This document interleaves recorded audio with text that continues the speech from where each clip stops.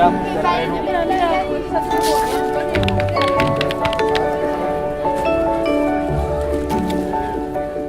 Lo que ha ocurrido en los últimos años es que ha habido un boom que tiene que ver con la información ambiental en lo referente sobre todo a lo que podría llamarse algo así como el gran reto o la crisis ambiental, ¿no?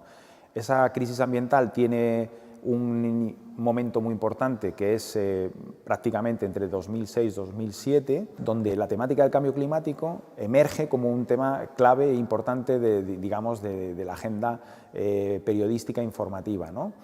Y lo que ha ocurrido después es que, por ejemplo, otras formas de comunicación, como puede ser la de la propia publicidad, ha adoptado algunos de los argumentos que se trabajaban en ese momento, es decir, ideas como, por ejemplo, que estamos en una crisis ambiental que hay que resolver, y han creado sus propios relatos a partir de eso, ¿no?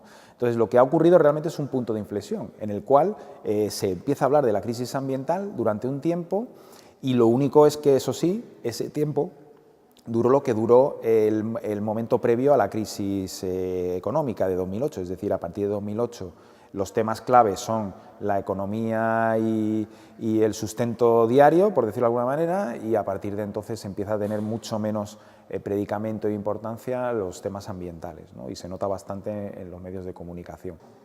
La contrapublicidad es una forma de comunicación que surge con los movimientos, digamos, anticonsumo en los años 60-70, que no es uniforme, digamos que hay muchos colectivos distintos, con intereses distintos, que trabajan en este tema de la contrapublicidad.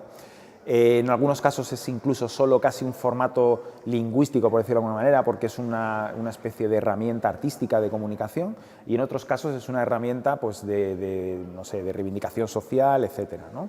El gran potencial de la contrapublicidad es su capacidad de funcionar, como hoy está un poco de moda hablar del meme, ¿no? Es decir, como un tipo de comunicación directa que enseguida se retransmite, que digamos fluye por Internet, pero a la vez tiene unas limitaciones evidentes, ¿no? Por ejemplo, una de ellas es que en muchos casos ni siquiera se es consciente de la reivindicación social que hay detrás de la contrapublicidad, ¿no? Porque muchas veces estamos hablando de formas comunicativas que son irónicas o incluso humorísticas, pero puede ocurrir que la gente se quede solo en eso, ¿no? Es decir, en el lenguaje de la contrapublicidad y no en la reivindicación que hay detrás, ¿no? La publicidad es una forma unidireccional, un monólogo en el cual no hay posible respuesta. Entonces, lo que ocurre es que la contrapublicidad está en el otro lado como una especie de derecho oculto, algo así como una especie de derecho primitivo que tiene el consumidor, que quiere ser crítico y responsable,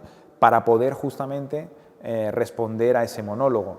Y como legalmente no se puede hacer, es decir, no puedes subirte a una valla y contradecir o escribir una frase para que responda a esta historia, pues al fin y al cabo la contrapublicidad se vuelve pues, una especie de herramienta o de estrategia casi artística, en el sentido de buscar siempre las formas de hacerlo que sigan siendo legales, por ejemplo, y que eludan los problemas que puedes encontrar legales y que pueden destrozar una campaña, por ejemplo, de una ONG que se ha propuesto utilizar la contrapublicidad en un momento dado, ¿no? Digamos que la base de la sociedad de consumo ha sido una clase media consumidora que desde mediados del siglo XX ha conformado, de alguna manera, el modelo de consumo. Esa clase media consumidora actualmente, más o menos, son unas 3.000 millones de personas, de las 7.000 millones de personas que vivimos en este planeta. Por lo tanto, queda una gran cantidad de personas que no están dentro de esa clase media consumidora.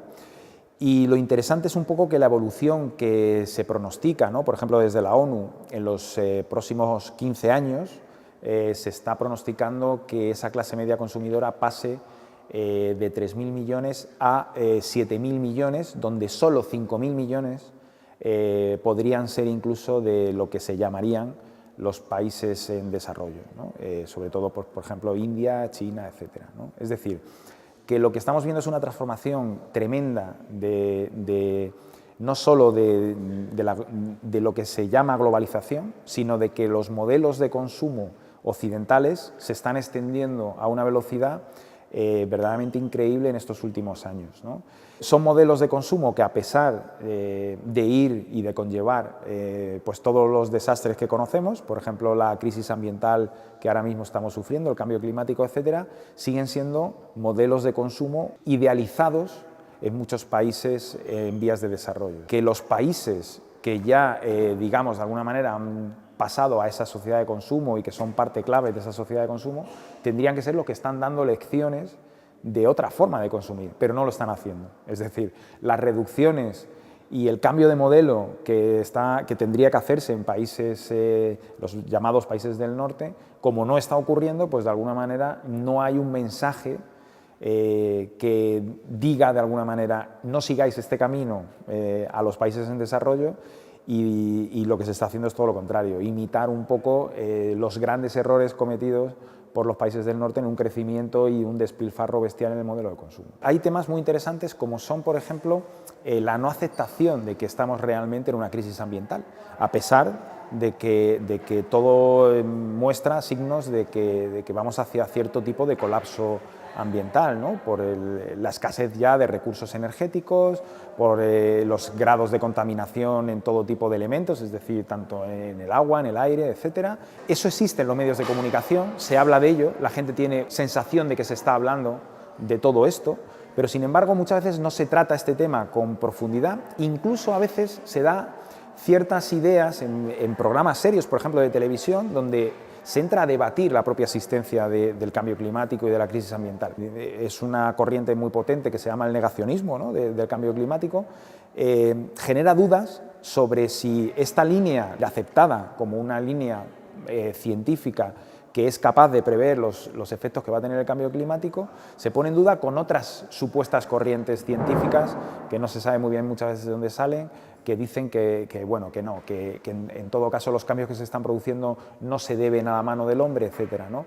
Esto es verdaderamente dañino porque genera una desinformación bestial en la población y no permite centrarnos en lo importante del cambio climático, que es la búsqueda de las alternativas. Entonces, en ese sentido yo creo que tanto los medios de comunicación, que quieren también ser transformadores, como los propios movimientos sociales, tienen que ser conscientes de que el debate, lo interesante, hay que trasladarlo justamente a esa parte de las alternativas, ¿no?